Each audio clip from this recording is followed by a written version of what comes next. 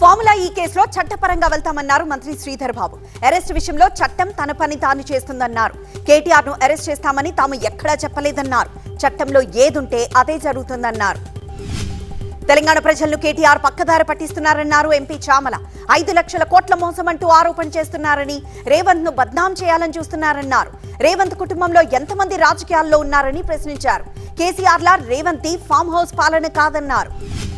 తెలంగాణలో 32 మంది ఐపీఎస్లు బదిలీ అయ్యారు. ఏడీజీ పర్సనల్ గా చౌహాన్, సిఐడి డీఐజీగా పరిమళ నూతన్, మహేశ్వరం డీసీపీగా నారాయణ రెడ్డి, తెలంగాణ నార్కోటిక్ ఎస్పీగా పద్మజ బాధ్యతలు తీసుకోనున్నారు. మత్స్యకారులకు పెద్దపీట వేశామన్నారు మంత్రి అచ్చెన్నాయుడు. తుఫాన్ల సమయంలో ఒక్కో కుటుంబానికి 50 కిలోల ఉచిత బియ్యం అందించామన్నారు. గత 5 ఏళ్లలో వైసీపీ మత్స్యకారులకు ఏమీ చేయలేదన్నారు. ఫిష్ ఆంధ్ర పేరుతో దోచుకున్నారన్నారు. వైసీపీకి రాజకీయ గ్రాఫ్ పెరుగుతోందన్నారు కాకాణి. ఓర్వలేక వైసీపీపై విషం కక్కుతున్నారని విమర్శించారు.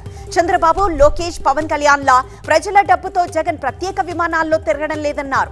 జగన్ సొంత డబ్బుతో విమానంలో వచ్చారన్నారు. వనభోజనాల్లో మాట్లాడిన అంశాలపై చర్చకు సిద్ధమా అని వాసంశెట్టికి సవాల్ విసిరారు చెల్లుబోయిన వేణుగోపాల్.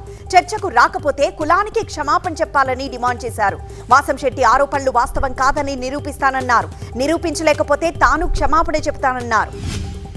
మొక్కజొన్న కొనుగోలులో ప్రభుత్వం విఫలమైందని విమర్శించారు బొత్స.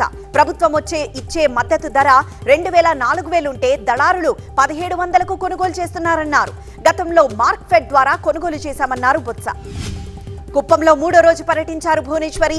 కడపల్లి నుంచి తుమ్మిసి వరకు ఆర్టీసీ బస్సులో ప్రయాణించారు. స్త్రీ శక్తి పథకం, మహిళా సాధికారతపై సమాచారాన్ని సేకరించారు. పెద్ద చెరువు జలహారతిలో పాల్గొన్నారు భువనేశ్వరి.